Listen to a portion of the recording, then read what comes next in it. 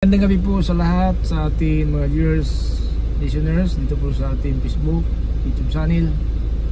Kapatid, mayroon yung reaction video po tayo sa Catholic Defender na tinitira niya ang mga pastor na hindi daw ipinangaral po ang katotohanan tungkol po sa Diyos-Diyosan na ipinagbawal po natin. Talaga ang Katoliko talaga ay sila po ang sumang-ayon po ng Diyos-Diyosan. Now, ito po mga kapatid is reaction video natin.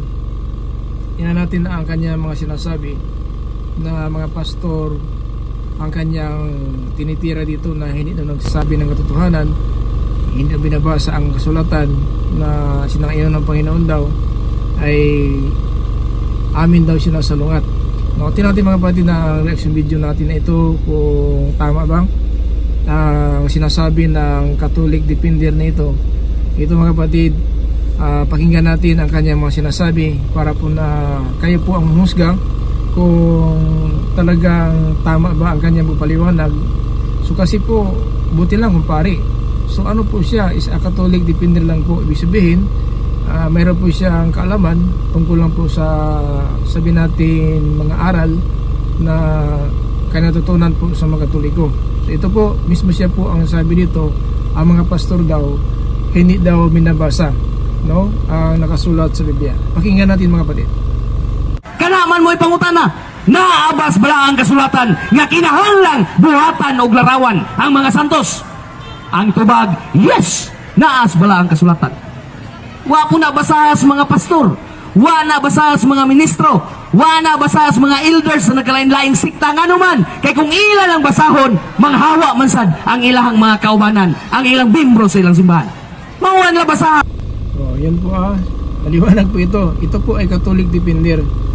So tinitira niya ang mga pastor, ministro na hindi daw binabasa namin kasi sabi niya mga pastor. So tayo po pastor. So ito po ang kanya tira po kung pagmamaliit po ng mga pastor, mga ministro na nagtuturo po na ipinagbawal talaga ng Panginoon ang Diyos-Diyosan. So tingnan natin kung paano po niya ito po ay sinisira ang mga pastor, mga ministro na hindi daw nagsasabi ng katotohanan, ituturo katotohanan. Binabasa daw, baka maalis daw ang membro.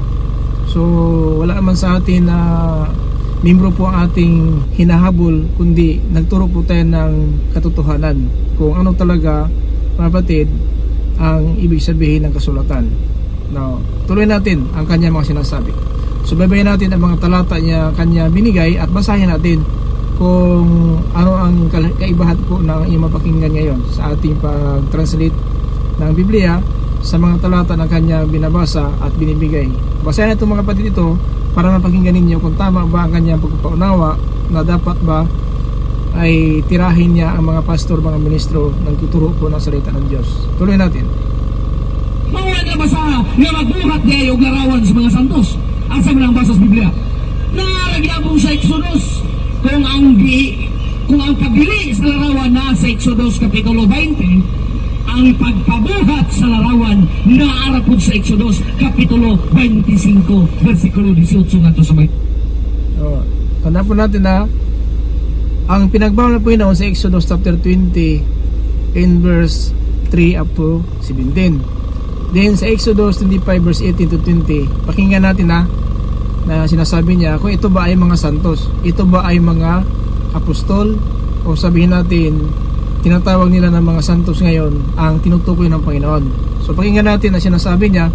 Puntahan na natin mga kapatid ang Exodo Kabanata 25 talata 18 hanggang po sa 20.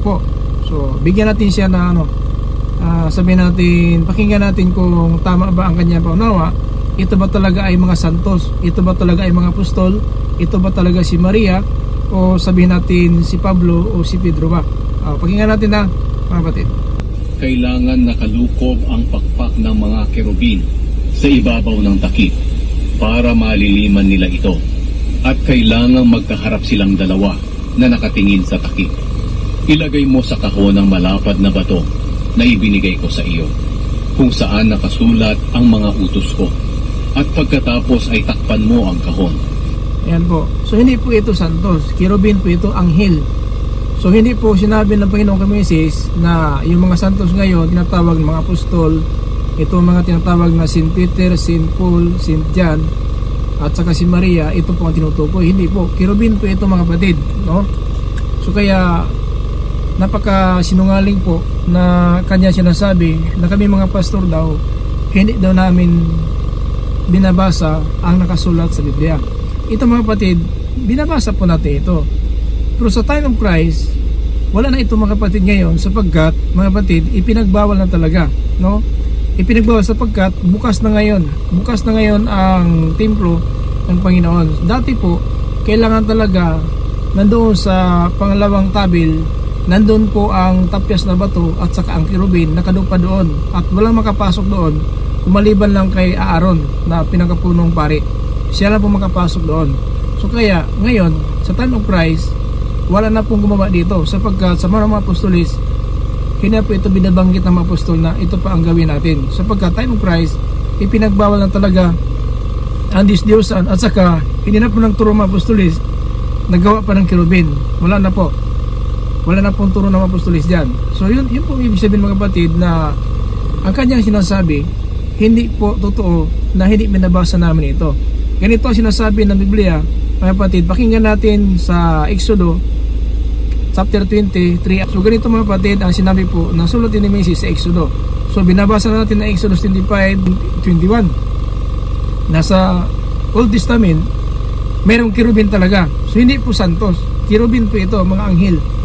Anghel ba si Maria? Anghel ba si Pedro? Anghel ba si Pablo? Anghel ba si Juan? Hindi po. So hindi po sila tinutukoy na ito po ay paggawa ng larawan. So ang sinabi niya, ang mga santos daw ay isang ayon ng Panginoon na gawin ng larawan. Wala pong mabasa natin yan, no? Kapag natin itong utos dito sa Ten Commandments, ito mga kapatid ang utos ng Panginoon kay Moises na ipinagbilin na para turuan po ang mga angkan Israel na hindi po sila maging salungat sa Panginoon. Pakinggan natin Exodus 23. Huwag kayong sasamba sa ibang mga Diyos maliban sa akin. Huwag kayong gagawa ng mga Diyos-Diyosan na anyo ng anumang bagay sa langit o sa lupa o sa tubig. Huwag ninyo itong paglilingkuran o sasambahin. Dahil ako ang Panginoon na inyong Diyos, ay ayaw na may sinasamba kayong iba. Pinaparusahan ko ang mga nagkakasala sa akin, pati na ang mga anak hanggang sa ikatlo at ikaapat na henerasyon ng mga napupuot sa akin. So ito po. So sa unang utos, ang sabi ng Biblia, huwag kang magkaroon ibang Diyos sa harapan ko. So kaya hindi pwede ilagay sa simbahan talaga mga batid ang mga disdiyosan na anyong tao. Anyong tao. Yung ang kirubin, hindi anyong tao yan kasi may pakpak. Saan ka ng tao na may pakpak? Di ba? Wala ka nakitang tao may pakpak. Ang sinabi ng Panginoon, yung mga kirubin, yung anghel nakadupa doon sa dalawang tapyas na bato sa kahon ng tipan, doon po nakadupa ang dalawang anghel. So yun po sinayunan po ng Panginoon kay Moises. Pero hindi naman anghel ang mga apostol, no? Si Pedro, si Pablo, sino pa ba mga tao na ginawa ng larawan. At ito po ang sinabi na sinayunan ng Panginoon ang disdiyosan. Hindi po disdiyosan ang kirubin. Yung anghel talaga yun. Yun po ang pinatulutan ng Panginoon na gawaan po ng larawan. Ang dalawang kirubin ay makadupa po doon sa kaban ng tipan. Doon po nakadupa. Yun po ibig sabihin mga kapatid. So hindi po, kaya yung sinasabi niya, sinungalingan po yun. Catholic independent po siya. Pero talagang wag mo sanang sabihin na ang mga pastor ministro hindi nagbasa po, hindi binabasa, baka mawala ang membro. So siguro kung mayroon iba, pero hindi lahat ng pastor na ganun ang pakay. At tayo po mga kapatid, nag-aral po tayo ng Biblia para ituro natin ang katotohanan. Hindi po tama ang kanya sinasabi. Tandaan po natin na hindi po namin binabasa po namin. Pakinggan si Apostol Pablo mga kapatid, ito po ay sinasabi ng Apostol Pablo na sa unang tipan mayroon talaga yon. Pero mga kapatid, tandaan po natin sa time of Christ, hindi na po nagtuturo ang mga apostolis tungkol sa ganyan mga lituntunin, no? Pakinggan natin muna mga kapatid, dito muna tayo sa Hebreo chapter 9 in verse 1 up to 5. Ito Hebreo ha. Ito po ay inulit ni Apostol Pablo. Sinabi po ito sa mga unang sabihin natin kasunduan na ito talaga sa panahon po ni Moises, mayroon talagang ganon na nakalagay po sa loob ng itong templo. Kung sabihin natin tabernakulo, chapter 9 to 5, pakinggan natin. Ibabaw ng kahon ay may mga kerubin na nagpapahiwatig ng presensya ng Diyos. At nilililiman ng mga pakpak nito ang lugar na iyon, kung saan pinapatawad ng Diyos ang mga kasalanan ng tao. Ngunit hindi namin ito maipapaliwanag ng detalyado sa ngayon. So, hindi po ito papaliwanag detalyado sa ngayon. Kasi mga kapatid, sa mga apostolis, hindi po ito tinuturo. Ito po sinabi ng Apostol Pablo lang sa unang kasunduan, mayroon talang kaugalian na doon po sa altar, doon sa pangalawang tabil, nandoon po ang kirubin at saka yung 10 utos ng Diyos na sa loob ng kaban, ng tipan. Kaya mga kapatid, ang makapasok doon, ang pinakapunong pari. Hindi po basta makapasok po, kahit na anak ni Aaron, 2 patay po na pumasok doon sa kabanal-banalang dako. So ito mga kapatid, talagang mayroon kirubin. Pero hindi sinabi mga santos ito, kirubin nga ang sinabi. Iba ang santos, iba ang kirubin. Ang santos, ito tinatawag ngayon yung mga apostolis na tinatawag sin Peter, sin Paul, sin Pablo. So yun po ang tinatawag nila mga santos na ginawang larawan at yun nakalagay sa simbahan. Hindi po yun ang pinalagay ng Panginoong Kamisis. Kirubin po ito mga kapatid, kirubin.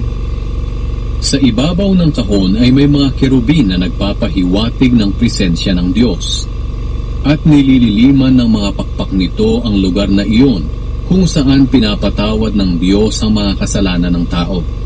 Ngunit hindi namin ito maipapaliwanag ng detalyado sa ngayon. Diba? Pero may mga tao ngayon na hindi pa ito pinapaliwanag ng detalyado sa ngayon kasi wala na talaga ito sa New Testament. Sa Old Testament, mga kapatid, sa Pamisis, mayroon talaga doon sa pangalawang tabil, kabanan-banalang dako, nandoon po ang kaban ng tipan at saka bawat taon lang po yan papasukan doon. Hindi po yan, mga kapatid, tandaan po natin na bawat linggo.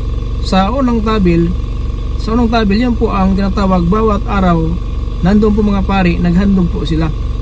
Naghandog po sila ng mga, sabihin natin mga kapatid, yung tupa, guya, kambing, kapag nagkasala ng Israel, mag-alay sila doon. Pero sa kapangalawang tabil, every year lang po pinapasukan yan. Pero wala na yan ngayon sapagkat tapos na po si Kristo ang kordero ng Pasko. Sapagkat pagpapasok ang pari doon, bawat taon, mapatawad ang kasalanan ng Israel. Pero ngayon wala na po yan. Kasi sa New Testament tayo, tapos na po si Kristo na alay po ng karniro ng Pasko. Kaya wala na po ito ngayon. Pero ngayon, mayroon pang nag-adapt dito na mali pa po ang kailang mga, sabihin natin, pagpaliwanag. Bakit po tinitira ang pastor, mga ministro na hindi ito nagtuturo dito? Pero ituloy muna natin mga kapatid, hallelujah, dito sa chapter 9 verse 6 up to 9. Ganoon ang pagkakaayaw sa loob ng toldang sambahan, at araw-araw pumapasok ang mga pari sa unang silid ng tolda. Araw-araw pumapasok ang pari sa unang silid. Sapagkat sa pangalawang silid, every year lang po yan papasukan, bawat Pasko. Bawat araw ng Pasko, every year papasok doon si Aaron at mag-alay po ng dugo ng kambing kung guya para mapatawad ang kasalanan ng Israel. Ngayon mga kapatid, wala na po yan sapagkat tapos na po ginawa ni Kristo ang gawain po ni Aaron na pinakapunong pari. Si Kristo din ang pinakapunong pari natin na tapos na po gawin yun. Kaya wala na yan ngayon. Wala na po yung kerubin, kundi mga kapatid, magsamba tayo sa Espiritu katotohanan sapagkat yun po ang sinabi ng Biblia. Lahat ng magsasamba sa Panginoon Diyos, sasamba sa Espiritu at katotohanan. Ulitin natin sa verse 6. Ganoon ang pagkakaayaw sa loob ng toldang sambahan, at araw-araw pumapasok ang mga pari sa unang silid ng tolda para gampanan ang tungkulin nila. Araw-araw. Pero sa pangalawang silid, ibili lang po pasukan po ni Aaron yan. Tuloy. Ngunit ang punong pari lang ang nakakapasok sa pinakabanal na lugar at minsan lang sa isang taon. At sa tuwing papasok siya rito, naghahandog siya ng dugo para sa sarili niyang mga kasalanan at sa mga kasalanang nagawa ng mga tao nang hindi nila nalalaman. Diba? So, every year lang po si Aaron papasok sa pangalawang tulda. Sa unang silid, sa unang tulda, araw-araw mga pari doon. Naglingkod po sila kung may mag-alay, tinatanggap ng mga pari. Pero itong pangalawang silid, nandoon po ang kirubin. Nakadupa po doon ng dawang kirubin. Hindi mapasok doon na sino man, kundi ang punong pari lang po. Kaya, kung biblical natin, kasi tinitira ang pastor po dito ng tao na ito. Ito po mga Catholic defender. Tinitira mga pastor, mga ministro daw, hindi daw tinuturo ang katotohanan. Sila daw ang totoo na nagtuturo ang katotohanan. So tuloy natin sa verse 9, 8 up to 9. Sa ginagawa nilang ito, Ipinapakita ng banal na espiritu na hindi makakapasok sa pinakabanal na lugar ang karaniwang tao hanggat naroon pa ang dating toldang sambahan. So, hindi makapasok doon. Si Aaron lang po makapasok, every year lang po pasok, magdala po ng dugo ng turo na baka, kambing ba, kungguya, para mapatawad po ang kasalanan ni Aaron at saka yung mga angkan ni Israel. Yun po ang, nandun ang kirubin, na dalawang kirubin, nakadupa po ito, mga kapatid, doon sa tapyas na bato. Nandun po. So ngayon, kung gusto nilang gawin ito, so ang ilagay, pwede nila ilagay sa simbahan yung kirubin, yung may pakpak, anghel. Yan, pwede yun. Kasi yun, kung yun talaga ang sabihin natin, kanilang pangunawa, karunungan, pero hindi pwede yung si Peter, si Paul, si John. So, hindi pwede po yun, sapagkat hindi po yan kirubin. Tao po yan, walang pakpak. May tao bang may pakpak? Kasi ito kirubin, may pakpak po ito, nakadupa sa dalawang tapyas na bato. Nakadupa po ito. Nandun po ang presensya ng Panginoon. So, yun po, kung yun ang gagawin, so, walang problema, kasi biblical yun. Pero ngayon, yung mga santos na si Pablo, si Pedro, si Juan, kung sino pa ba mga saint na sabi natin mga santos na sinasabi nila, yun ang Diyos-Diyosan. Kasi ang Diyos-Diyosan kasi tao. Ang kirubin ni tao, anghel po sila. No? Anghel. Kasi ang tao walang pakpak. Yung anghel, iba po, may pakpak yun. Yun po ang kirubin. Pero ang tao walang pakpak. Kaya itong mga tao ngayon tinawag na Diyos-Diyosan talaga. So, kaya hindi po tama yung sinasabi niya. No? Kasi ang sinabi sa Romans chapter 1:23. Sapagkat ipinagpalit nila ang dakila at walang kamatayang Diyos sa mga Diyos-Diyosang anyong tao. Di ba? Diyos ang anyong tao. Ngayon, ang larawan ni Pedro, ni Juan, ni Pablo, sa luna simbahan, si Maria, tao po sila. Iba ang kirubin. Ang kirubin may pakpak. Yun po tao talaga. Yun po tinatawag ni Apostol Pablo, Diyos-Diyosan. Sapagkat ipinagpalit nila ang dakila at walang kamatayang Diyos sa mga Diyos-Diyosang anyong tao. Di ba? Pag anyong tao, Diyos-Diyosan yan. Iba po ang kirubin, may pakpak. Saan ka ng tao na may pakpak? Iba ang tao, iba ang kirubin. Ang kirubin, mga anghel po sila. Yun po ang pinantulutan ng Panginoong Kamisis na gagawa. Kung gusto mo magawa dyan, di magawa ka. Kasi ikaw naman managot sa Panginoon, hindi mo alam ang katotohanan.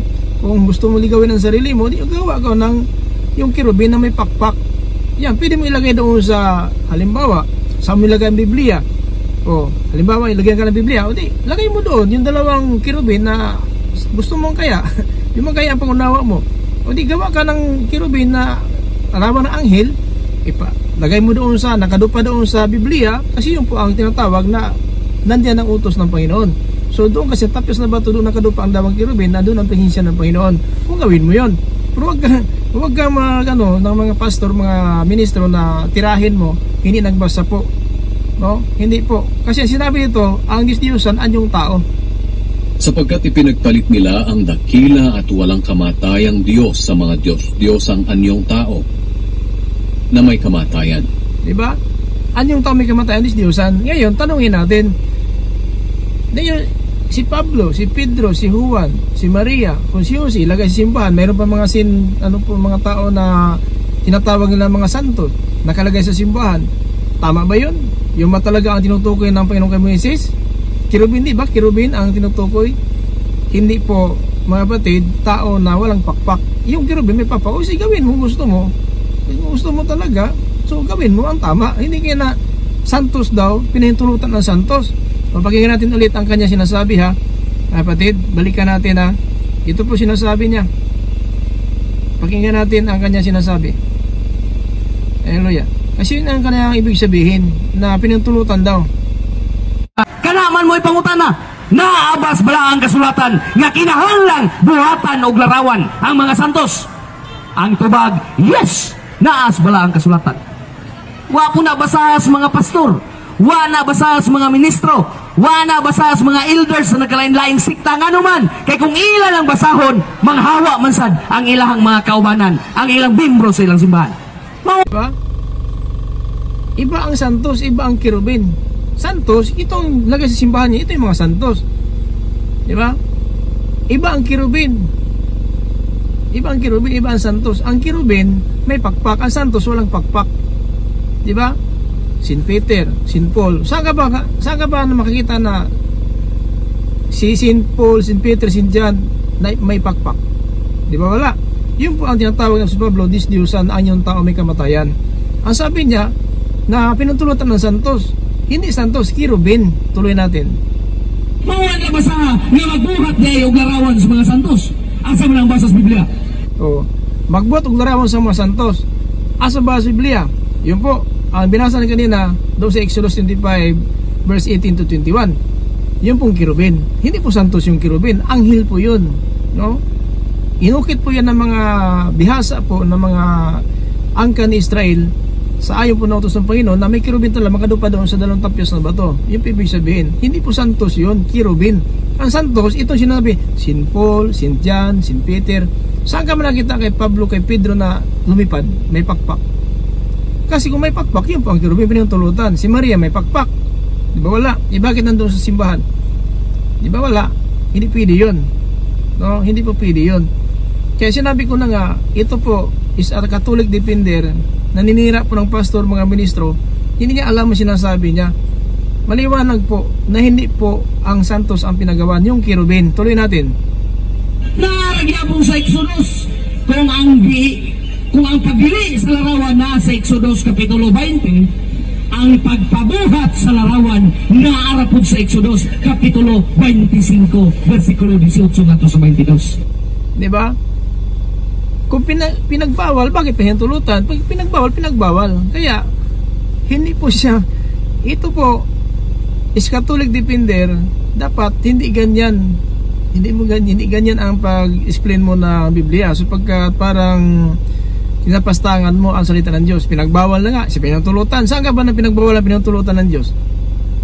Pag pinagbawal, pinagbawal. Pag pinahintulutan, pinahintulutan. So itong binabawasan niya, kirubin po ito. Hindi po ito santos. O sa salita pa lang niya, santos, kirubin. Iba ang kirubin, iba ang santos. Paano may explain yun? Kirubin may pakpak. Ang santos walang pakpak. Itong mga Sin Peter, Sin John, Sin Paul ngayon na nakalagay sa ng simbahan. At saka may larawan po ni Birhen Maria sa kanyang likuran, ang tao na ito. O, diba? Tingnan mo, may larawan sa likuran niya. Ito po si Maria, Birhen Maria. Pinagawan ba si Maria? Kirubin ba si Maria? Di ba hindi? Sinungaling po ito. Tinuturoan siguro ito ng mga pare o sino nagturo sa kanya kasi ito po is Catholic defender at tinira mga pastor at mga ministro na hindi nagsasalita ng katotohanan. Tuloy natin. Naniingon ang Diyos kang Moises nga Moises pagbuhat og larawan sa mga kirubin. Unsa man o kirubin? Unsa ang kirubin? Mga kirubin, mga anghel. Oh, di ba anghel? Pero kanina sabi niya santos. Pero kung saan kirubin anghel, anong kaiba na anghel santos? O di ba? Yun po, sinungaling po. Tagaan si Moises og mga sukod. Unsay sukod sa pako, unsay gitason. Sunay mga sukod nga gihatag sa larawan sa mga anghel. Di santos, anghel. Ayun, gawin mo. Kung gusto mong gawa ng, sabi mo na, paboran mo ang ginawa ng mga Katoliko, yung mga ninuno ninyo, huwag kang gawa ng larawan ni Maria, larawan ni Pedro, larawan ni Juan, kasi hindi po anghel yun. Oh, hindi po anghel yun. Tao po yun. Tuloy. Oh, nganong man sila na ni supak? Naman sa Biblia, ila unta nang gisupak. Kaya kung ila nang supakon, ila mang gisupak ang Diyos. Kaya kinsay gisugo? Ang Diyos mo'y nagsugo kang Moises sa pagpabuhat o larawan sa mga santos. Oh, tanawa. Tingnan mo, larawan ng mga santos. Gisugo na si Moises sa pag-ibig larawan mga santos. Pero kirubin ang giingon sa Ginoo, maghimo ka og larawan sa kirubin, duha ka buok magdupa sa duha ka tapyas na bato. So di ba? Sinungaling po. Kaya malaki po ang pananagutan ng tao na ito sa Panginoon sapagkat binabaluktot niya at gusto niyang sabihin natin na baguhin. Ano pa ang Panginoon? Sinungalingan pa ang Panginoon, pinagbawal silang ayunan. Saan ka ba ng Panginoon ang pinagbawal silang ayunan? Pag pinagbawal, bawal nga. Ang titiusan, anyong tao may kamatayan. Si Maria patay, si Pedro patay. Oh. Si Pablo patay, si Juan patay. Di ba? Disdiusan 'yon. Disdiusan 'yon. Tuloy. Unya karon mga igsoon. Kinsa may kaaway sa Dios? Kining nagbuhat og larawan sa mga santos o kining nagguba sa larawan sa mga santos? Oh. Ito din kanya ibig sabihin yung si Hari Nabucodonosor na sinunog ang Jerusalem at saka ang Huda, templo ng Panginoon, sapagkat sa ito po ang katigasan po ng Israelita, ito lang kinubkob po ang Jerusalem at sinunog ang mga nakalagay sa loob ng templo na mga lagay ng mga kirubin ay pinagputol-putol ng hari ng Babylonia, si Hari Nabucodonosor. Ito din, na sabi niya daw, ang kanyang ibig sabihin nito, nakaaway ng Diyos daw yung sabi natin wasak ng templo ng Panginoon, pati mga kirubin na ginawa nila doon po sa panahon ni Moises ay winasak talaga ni Hari Nabucodonosor na hari sa Babylonia. Yan tinutukoy niya, tayo din ngayon na sabi natin nagbawal po ng disdiyosan. Hindi naman tayo yun, hindi naman tayo si Hari Nabucodonosor na hari ng Babylonia na nagwasak doon sa templo ng Panginoon dahil po sa katigasan po ng angkan ni Israel. So nagsugo po ang Panginoon kay Hari Nabucodonosor sa hari ng Babylonia upang wasakin ang Jerusalem, ang Huda, pati ang Ehipto. Ito po ay pinagsunog po ng mga sabi natin sundalo ni Hari Nabucodonosor ng Babylonia, at lahat po dinala po sa Babylonia ang mga kayamanan po ni Haring Solomon.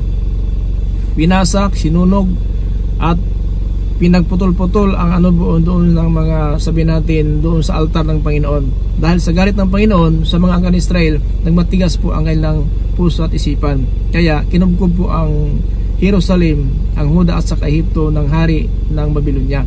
Hindi po na tayo po yung tinutukoy. Ano talagang tao nito? Madaya po. Tuloy-tuloy natin. Naas pala ang kasulatan. Salmo 74 versikulo 8 ngadto sa versikulo 4 ngadto sa 9. Nagingon ang balang kasulatan. Ang mga kaaway sa Dios ilang gibungkag ang templo sa Dios. Kaya among nila ang mga larawan dito.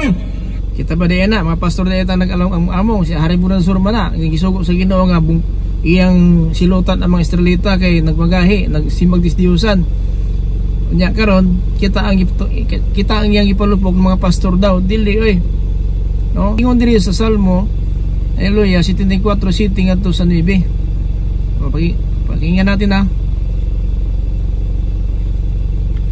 Umpisa natin sa haleluya, verse 4. Sumigaw sila sa loob ng inyong templo. Nagtaas pa sila roon ng mga bandila bilang simbolo ng kanilang tagumpay.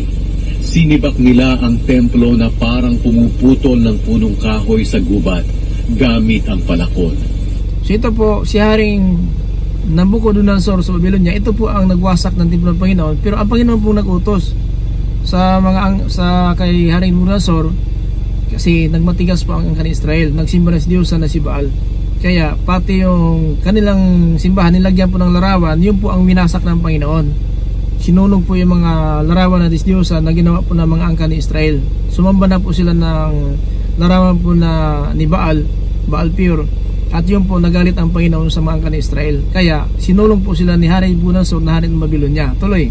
Winasak nila ang mga inukit na mga kagamitan sa pamamagitan ng mga palakol. Nilapastangan at sinunog nila ang inyong tahanan. Sinabi nila sa kanilang sarili, lipulin natin silang lahat. Sinunog nila ang lahat ng lugar na pinagsasambahan sa inyo, O Diyos. Wala ng palatandaan na kasama namin kayo. Wala ng propetang naiwan at walang nakakaalam kung hanggang kailan matatapos ang mga nangyayaring ito sa amin. Diba? Dahil po sa katigasan si Jeremias, pinagsabihan ng Panginoon na pagsabihan mo sila, ito ang sabi ng Panginoon, susuguin ko ang hari ng Babylonia na si Haring Nabucodonosor at wawasakin ang kanilang templo, pati ang lahat ng kagamitan. Dala po ni Haring Nabucodonosor ang kagamitan ni Haring Solomon doon sa Babylonia. Dahil po sa katigasan ng Israel. Hindi po tayo ito, hindi po tayo mga pastor ito ang nagwasak ng templo na ito. Ang sabi niya, ang nagwasak daw ang kaaway ng Diyos. Hindi. Ang winasak na, kasi ang templo ng Diyos nilagyan na po ng Diyos-Diyosan. Doon po nagalit ang Panginoon. Yun po, nagalit ang Panginoon sapagkat ang templo ng Diyos nilagyan na po ng larawan nila na Diyos na si Baal. So yun na po, nagalit na po ang Panginoon at saka winasak talaga. Lahat po ng mayroon sa loob, sinunog pa ni Hari Nabucodonosor ang Jerusalem. So ganun po mga kapatid. So yan, ganyan po ang ibig sabihin ng Biblia. yung sa kanya sinasabi napakalayo po. Ginawa pang sinungaling ang Panginoon, no? Tuloy natin ang kanya sinasabi. Ito po mga kapatid, pakinggan natin. Ang gipangbuak ang mga larawan pinaagi sa mga atsa. So, grabe, kinsa daw ni sila? Mga kaaway sa Dios. Mabasa? Nasa Salmo mga igsoon. Salmo Kapitulo Bisaya kami bila dapat. Pagkitayin ko na dapat, Bisaya. Salmos 34:4-8. Giingon nga kining mga tao nga namungkag, namuak sa mga larawan sa mga santos, ribulto nga naa simbahan sa templo sa Dios, mga kaaway sa Dios. Makahaway sa Dios. Pero si Nabucodonosor moadto gisugo sa Ginoo nga aron silutan sila ang Jerusalem at sa kang Huda ug ang Ehipto didto gipangwasak, gipandugmok o gisunog pa yun ang Jerusalem.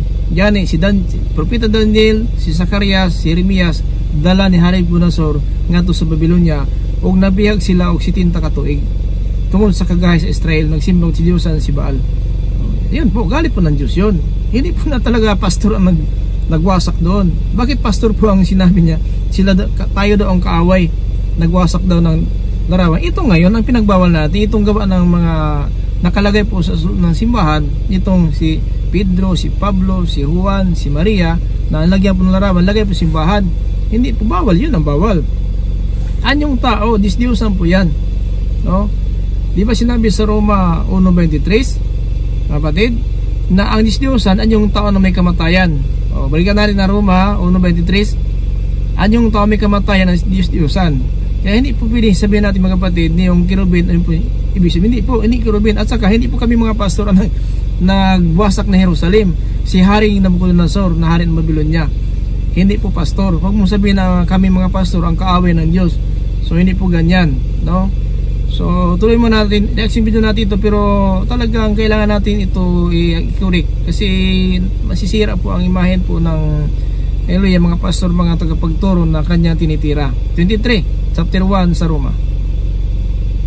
Sapagkat ipinagpalit nila ang dakila at walang kamatayang Diyos sa mga Diyos ang anyong tao na may kamatayan. Diba? May kamatayan. Anyong tao may kamatayan. Yung po Diyos ang tinutukoy. Ngayon, kung si Pedro namatay, yung po Diyos na may kamatayan. Anyong tao may kamatayan? Si Juan patay. Si Pablo patay. Si Maria, si Joseph patay. Bakit lagyan mo ng larawan? Gawan mo ng larawan yun. Diba? So bawal talaga yun. Yun po Diyos na tinutukoy ng Biblia na ipinagbawal namin ng mga pastor. Hindi po yun sinabi na yung kirubin pinagbawal. Wala mabasa na pinagbawal ang kirubin. Pinapagawa ang kirubin. Pero wala na yan ngayon sa time of Christ sapagkat tapos na po. Kasi yung kirubin doon nakadupa ang dalawang tapyas na bato nandoon sa pangalawang tabil. Wala makapasok doon kundi maliban si Aaron lamang ang pinakapunong pari. Yun mga kapatid. Kaya ito talaga nag-react po tayo sapagkat tayo po tinitira niya dito mga kapatid, mga pastor daw. So yan talaga, pastor po tayo. Hindi pwede po ganun na lang napastangan natin pagka-pastor. Mga ministro po na naglingkod sa Panginoon totoo, napastangan po niya. Kanya dili matumutumo. Kanya ginira bago bang niliyon kusog kay mamuak og larawan sa mga santos.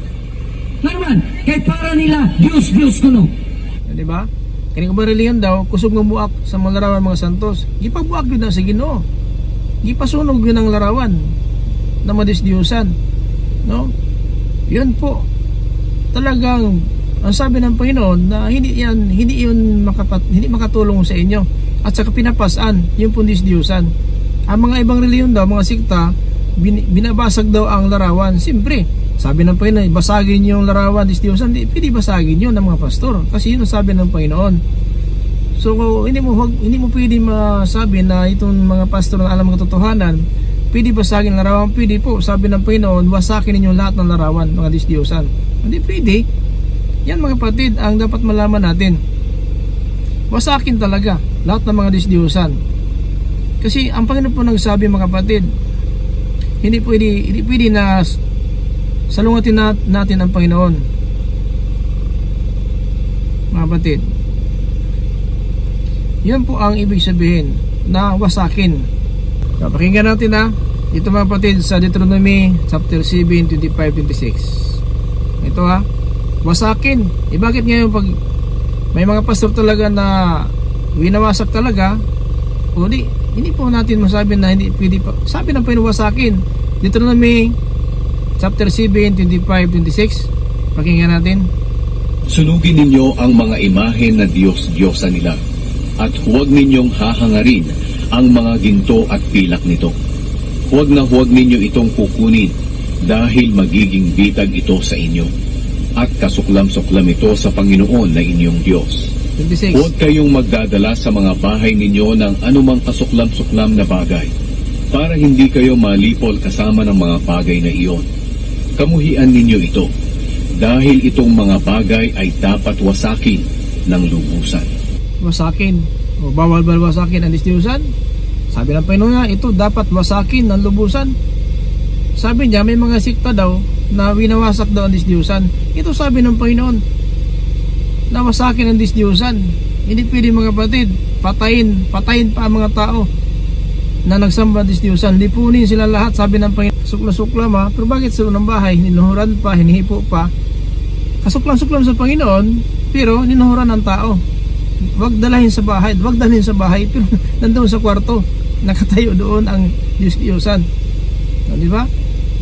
So ganun po ang galit ng Diyos sa mga tao hindi alam ang katotohanan at tinitira pa ang mga pastor, no? Kaya mga Catholic defender na mga, aywan ko lang kung may basbas sa inyo ng mga pari na talagang gawin nyo yan. May basbas mga pari sa inyo kasi Katoliko po ito, no? Na nagmamayabang po para pong may alam na walang alam pala. Nagmamarunong lang mga kapatid na parang may alam. Unya ang pangutan na, pinsa may tinuod nga kaaway sa Diyos.